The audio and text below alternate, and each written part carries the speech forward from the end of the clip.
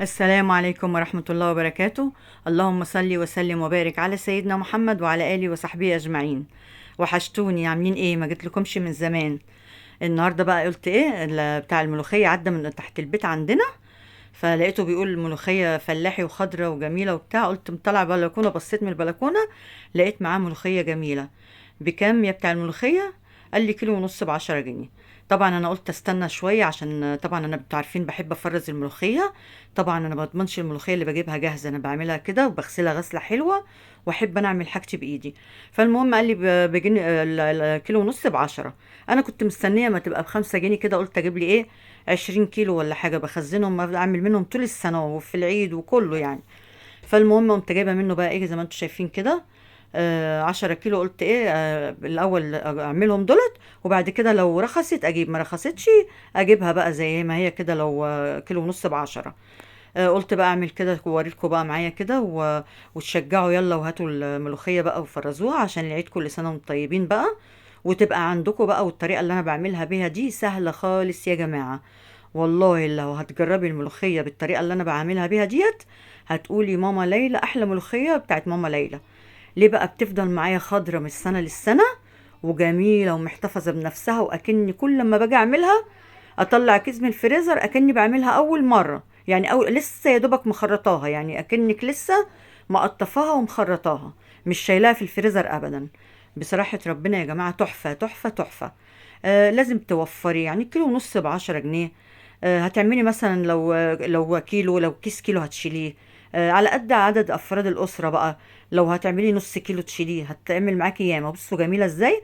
ولقيتها بقى لسه جامعينها بقى من الغيط وكده، وتحفه يا جماعه. والله الحاجات دي بتوفر، وغير كده مش شرط بتوفر. لو عندي عزومه، مش لسه بقى هجيب الملوخيه واقطف واغسل واخرط بقى واعمل، لا لا لا. بطلع يا دوبك الحاجه من الفريزر، اعمل لها بس التسبيكه بتاعتها او الشوربه، المهم ايه، تبقى الحاجه موجوده عندك. وعلى الحل على طول بحط الكيس في الحل على طول. ليه بقى؟ لان انا طبعا انا مقطفاها بايدي وغسلها بقى غسله. بصوا غسله غسله، يعني بغسلها كم مره واحطها في المصفى واصفيها بقى وتبقى زي الفل. وبعمل لها بقى اللي هتشوفوا دلوقتي اللي بعملها ازاي، بقى طريقه سهله خالص. لا هتخرطي ولا هتعملي اي ولا هتتعبي، حاجة سهلة وبسيطة خالص يا جماعة. دلوقتي تشوفوا الطريقة معايا كده وهتعجبكم. بس اهم حاجة التكاية اللي هقولكوا عليها ديت، هي اللي هتخليها خضرة اكنك لسه عاملاها، كل ما تطلعيها تطبخيها اكنك لسه عاملاها طازة. التكاية واحدة صغيرة دلوقتي هتشوفوها ان شاء الله. اهو بصوا انا هعمل حبة معاكم، وبعد كده هكمل بقى انا عشان ايه ما تاخدش وقت. لان طبعا لو جبتي 10 كيلو ولا حاجة بتاخد وقت شوية، بس هتريحك طول السنة. يعني بصي، يعني الحاجات دي زي ما بنفرزوا التوم مثلا، اما بنجيبوا التوم مثلا ونفرزوه، بنقشروه طبعا او تفرميه كده وطري. انا بفرمه وطري زي ما انتوا شفتوا الفيديوهات عندكم في القناة. شوفوا، تشرفوني بقى في القناة يا حبايبي كده، وتابعوا الفيديوهات بتاعتي، واي حاجة هتلاقوها على القناة ان شاء الله، واتمنى تعجبكم. زي ما بقول لكم التوم كده ما بجيبه ففرزه كده وهو لسه طري، وافرمه بحاله، بيبقى جميل وطول السنة باخد منه ولا بفرم ولا أي حاجة. الحاجات دي بتنفعك في العزايم، يعني لما تكوني عازمة حد ومش لسه بقى هتجيبي وتعملي، هتطلعي على طول على الحلة. ان شاء الله بقى باذن الله اللي وصل معايا لغايه كده يا حبايبي. وحشتوني والله، بقى لي مده ما طلعتش معاكم، معلش كنت تعبانه شويه. ان شاء الله الفيديو ده يعجبكم ده باذن الله. ولو وصلتوا معايا لغايه، وصل معايا لغايه كده، يحط لي لايك يا جماعه. وبالله عليكم اعملوا الاشعار عشان يوصلكم الفيديو لما ينزل، عشان يا حبايب ماما ليلى الفيديوهات بتاعتي بتقع والله. ليه بقى؟ او بيوصل لكم الاشعار وما بتخشوش على الفيديو، او انتم مش مفعلين الاشعار فما بيوصل لكمش. فبالله عليكم، انا قناتي واقعه، فانتوا القناة دي هتكبر بفضل ربنا ثم بيكم يا حبايب قلبي. ربنا يخليكم ليا يا رب، وما يحرمنيش منكم ابدا ابدا ابدا.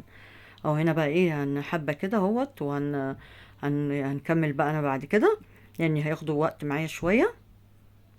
طبعا زي ما بقولك كده ما تدوريش على تعب شوية، بس انتي هتفضلي طول السنة تعملي والحاجة جاهزة معاكي وجميلة، ومش هتشتري بقى ولا بالغالي ولا حاجة مش مضمونة.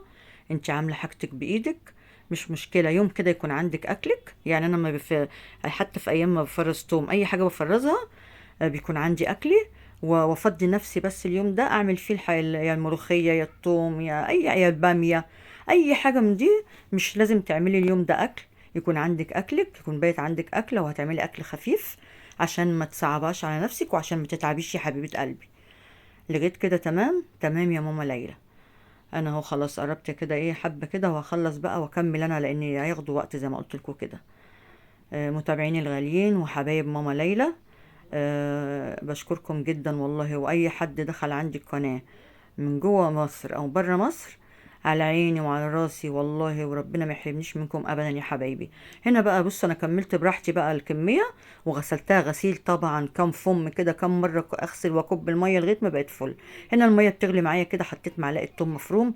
طبعا التوم المفروم بيدي ريحه للملوخيه تحفه، وتشيلها ريحتها جميله كده، ريحتها تحفه يا جماعه. معلقه تومه مفرومه صغيره، ونص معلقه كربونات صغيره، ومعلقه سكر صغيره. يعني شايفين 3 حاجات هتحطيهم هما اللي هيخلوا لك الملوخيه بصوا خضره وجميله. يا دوبك حطيتها غلوه واحده، وبصوا بصفيها وطلعها. طبعا التكايه اللي انا هقول لكم عليها دلوقتي، اللي هي تخلي لك الملوخيه ما تسودش منك وتبقى خضره زي ما هي، هقول لكم على التكايه دلوقتي يا حبايبي. التكايه بقى اللي هتخليها لي خضره زي ما هي، انك تعمليها في الخلاط وهي سخنه. يعني شوف انا طلعتها دلوقتي كده، بسرعه بسرعه اعملهم بسرعه وهي سخنه كده، زي شايفين البخار بيطلع منها ازاي.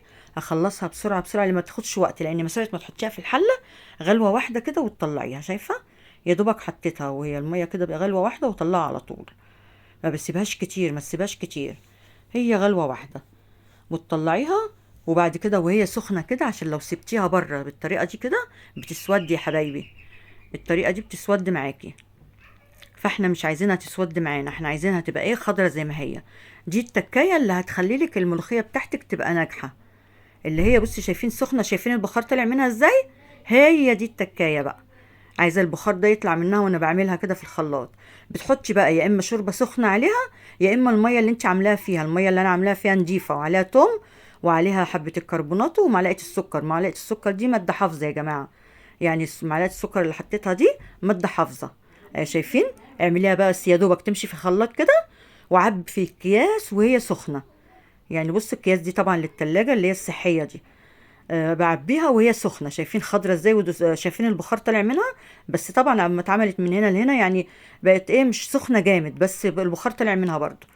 شايفين الخضار بتاعها؟ طلعي منها بقى الهوا كده، واقعدي الكيس حلو قوي اقفليه، وسيبيه بقى على الرخامه اما تبرد خالص. هسيبها لغايه ما تسقع واحطها. بصوا عملت بقى الكميه بتاعتنا، ما خدتش معايا وقت، لا خرطت ولا تعبت ولا ايدي وجعتني ولا اي حاجه. بصوا في الخلاط على طول بالشوربه زي ما قلت لك سخنه، او الميه اللي انا سلقت فيها الملوخيه ديت، اللي هي فيها الكربون حبه كربونات والسكر مواد حافظه، ومعلقه الثوم المفروم، وشم ريحتها بقى كده تحفه يا جماعه. بصي الخضار بتاعها. ايه رايكم بقى في الكلام الجميل ده؟ ان شاء الله لو عجبتكم اكتبوا لي في الكومنت وحطوا لي اللايك، وبشكركم على حسن المتابعه.